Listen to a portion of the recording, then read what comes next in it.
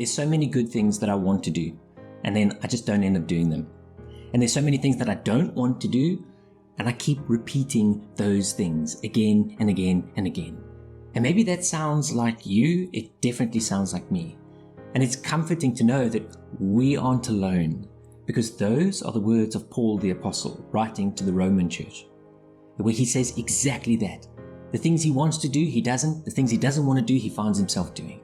That's incredibly comforting to know, but also challenging, because he knows that there is an answer to that there is a way that we can do what God is calling us to do, and to grow and to be intentional about our learning. So when we say, I want to grow in my faith and I want to grow in my character, that's our desire, but then we don't position ourselves for that growth. And we have so many other things that are stacked up against us, so that it can't just be our willpower and to say, but that's what I want to do. And how many times do we have to repeat that cycle where I have the desire, I have the want to, and then I try, and then I'm not consistent, and my willpower starts fading, and then I fail, and then I feel guilty, and I feel distant. And then it takes me a long time again in the wilderness to pluck up the courage. I have to become desperate again. And then I come back to the Lord and I say, okay, now I really want it again. And we want to be able to break that cycle and to get away from that and to say, how can I grow intentionally and consistently in the way that the Lord wants me to? So it's like saying, Lord, I want to change drastically, but I don't want drastic change in my life. And then the Lord is just saying, but I don't understand. What do you want? Do you want the change or don't you want the change? Because we come to him and we say, I want things to change, but I want all of these things to stay the same. I still want to watch the same things, listen to the same things, spend my time the same way that I used to, have the same conversations, the same people around me, the same routines. I want all of that to stay the same, but Lord, please make big changes. And it's like, it's never going to work like that.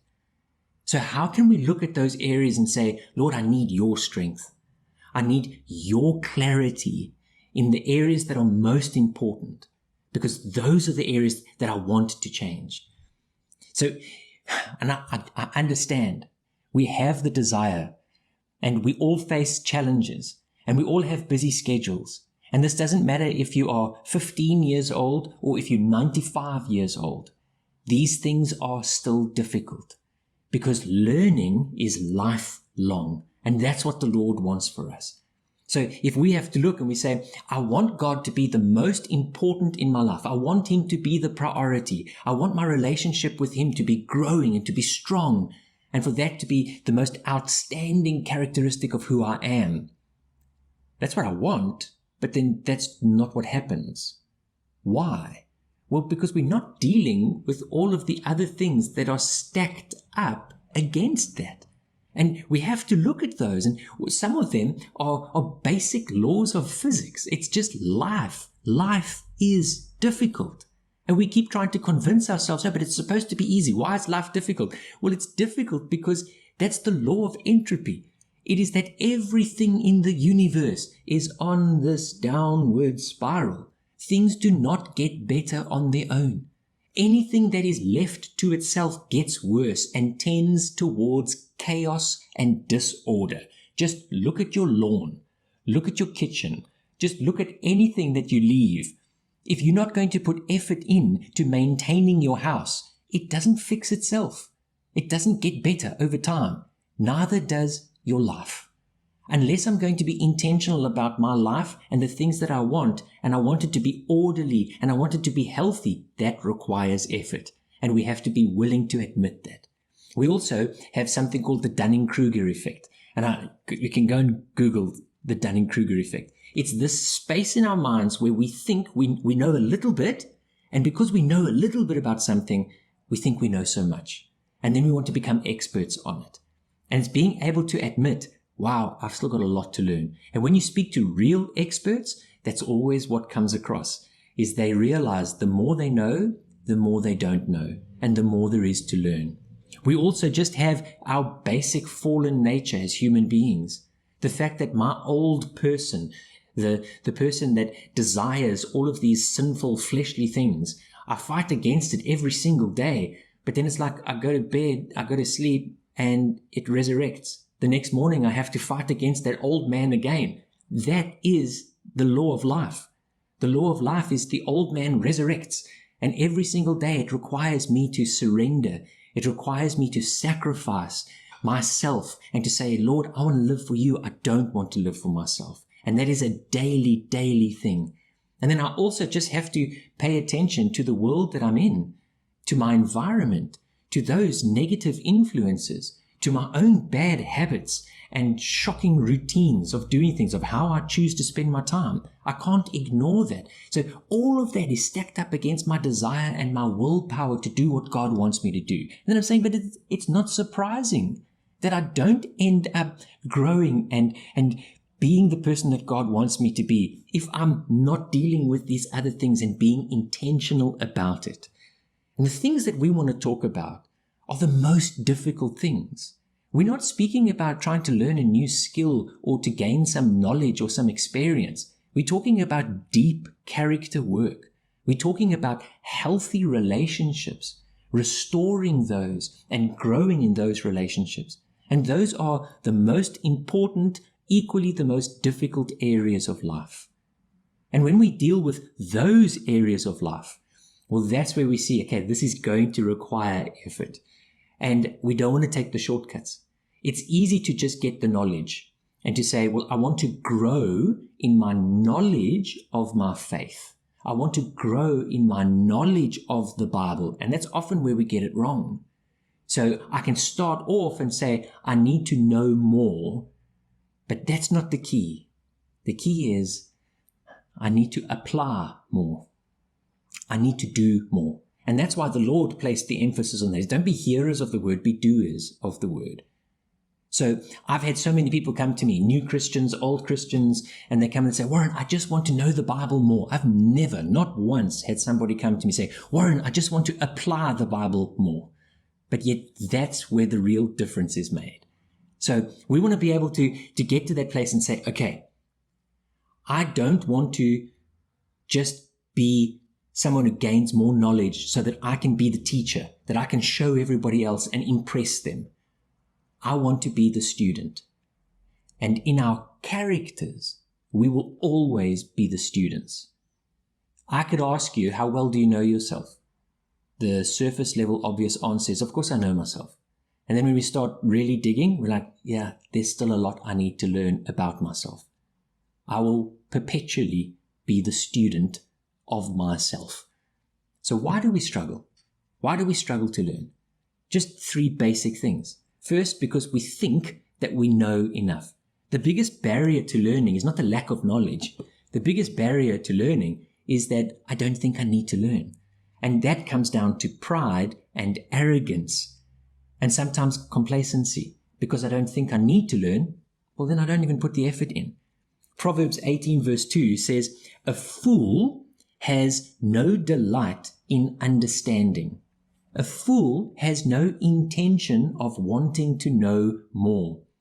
But a fool only wants to express his own heart, to tell others what he already knows. So that is one of the biggest barriers that we have to learning. Another big barrier is that we're not intentional about our inputs. So our minds and our hearts are shaped by what we consistently consume. That is a reality of life. And unless we are intentional about that, it's not going to change. The third area is that we surround ourselves with people who make us comfortable. And in a sense, that's not a bad thing, because that's what brings us security. So we need people who are going to be there, who are going to cheer us on, who are going to support us. But we cannot surround ourselves only with those people, because we will never grow in the areas that we need to. So these are the 4 key areas to grow intentionally. The 4 key things that we need to look at. And the biggest thing of this is the part that is within our will. So when you speak about willpower, We can't use our willpower to achieve the result, the big result that we're looking for, because our will fades. But what we can choose our willpower to do is just to make simple choices. That's where our will is incredibly powerful. And that's what God has given it to us for. He's saying, just make the right choice. And when we can make those right choices, we start leaning on God's strength to ultimately bring about the change and not on our own strength. The very first area is we need to choose to be teachable. And choosing to be teachable is something that has to do with your heart posture of how do you see yourself? And are you willing to show that humility? So if I have to ask you, name an area that you're an expert in. And if you're honest, I think all of us are going to say we're not experts in any area. There are very few real experts in the world, and they have a very narrow field that they're an expert in. But let me ask you the follow-up question. How many areas do you come across as an expert? How many areas do you portray yourself as an expert, like you really know a lot about a certain subject? That is a key to show how teachable our spirit really is. We should never be coming across as an expert, that we know everything about a subject. So I have to be careful that I keep my spirit teachable, and that is to know that I am not the teacher. I know who the great teacher is. In the matters of character and spirit and faith and relationships, well, I want to get all of my input and influence, I want to get that from the Lord. He needs to be the great teacher, and I need to be the student, always the student. Proverbs 1 verse 5, this beautiful proverb that says, a wise man will hear and will increase in learning, and a man of understanding will attain wise counsel. It's the willingness to learn from others. So it doesn't say that the foolish person is going to attain wise counsel, to look for wise counsel, that's going to gain understanding. It's literally somebody who is already wise. They are the ones that are going to grow in wisdom, because they understand that they don't know everything. So the key to developing that teachable spirit is, what is my motive? Am I looking to please the Lord, or am I looking to impress people? Because when I can get that motive right, and I can say, I choose to please the Lord as my primary purpose in life, that allows me to have a teachable spirit, because it's quite obvious that He's the teacher and that I'm the student. And then I look at everything else with a different perspective. I look at it and I say, well, what can I learn from this? Not, well, what can I show you? What can I teach? I know. It's like, no, I need to find out. I need to discover, because I know that God is able to use this. I'm trying to please Him, not to impress people. One of the key things that you can do to ensure that you keep this teachable spirit is to find somebody in your life, somebody that you trust, somebody that knows you, that wants what is best for you, but is possibly not the closest to you, so not emotionally entangled, and allow that person to give you correction without becoming defensive. So you're going to choose, I'm not going to be defensive. I'm going to listen to what they're saying, even if I think that they're wrong, even if I know that I have excuses and I can justify why I'm doing what I'm doing. Because for as long as what we're justifying, as long as what we're using our excuses, guess what? We're not learning. Just one person in your life that you feel is godly, one person that you respect, one person that you look up to, one person who walks closely with the Lord, and say, okay, I'm going to actively seek out correction and allow them to say things and not be defensive. I've done that with people in my lives, and it's not easy. It's tough. It's uncomfortable, but I cannot explain how valuable it is. And I'm not saying that everything that they ever said was right. I'm just saying I was willing to listen. And even if they were wrong, It's okay, because the truth is going to come out.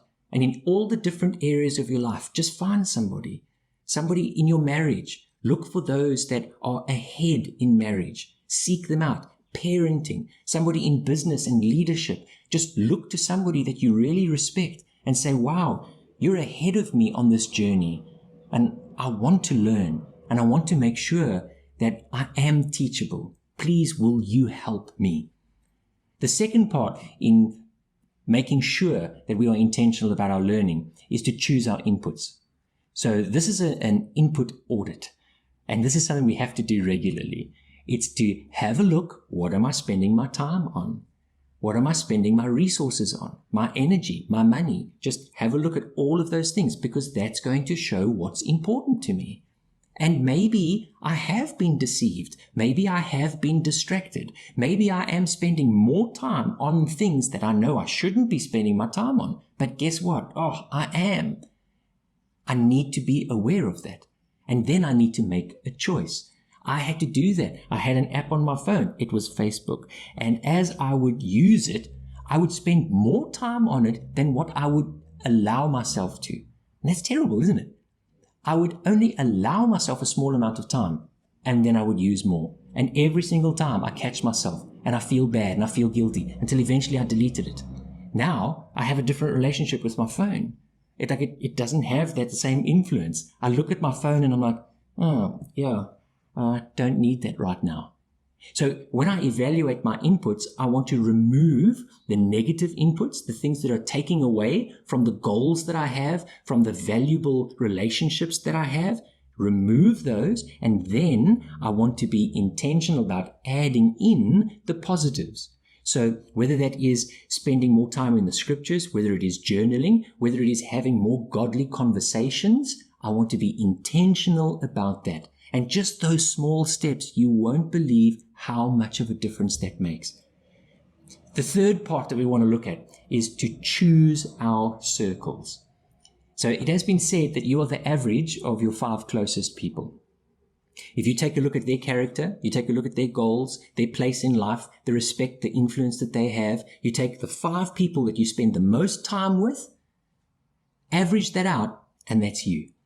So what we need to be intentional about is making sure that the people that are closest to us are people that we respect, people that are on that journey of faith, people that are going to also grow and influence us in the right way, because we don't just want to surround ourselves with people that are going to agree with us, people that are just going to say, oh, but you're okay. We're like, no, I need to grow. I know I need to grow. I know I'm not perfect. And sometimes that requires people that are willing to step in. And that's why the book of Proverbs says open rebuke is better than love that is concealed. So somebody who's willing to speak and say, sure, Warren, I'm worried about this. What's happening here? Somebody that I admire and respect, those really close people. I want you to go and have a look and ask, who are the 5 closest people in my life? And are they pulling me towards my relationship with the Lord? And I'm not saying you can just kick them out. That's not what we're saying. It's just be aware of the influence that they have on your life, on the time that you are spending with them. And then maybe you need to look at it and say, I need to be more intentional. I need to spend more time with somebody that is more godly and going to bring me closer to the Lord. It's one of the most beautiful things that you can do is to be intentional about those close relationships. And then finally, the 4th part is to choose a plan.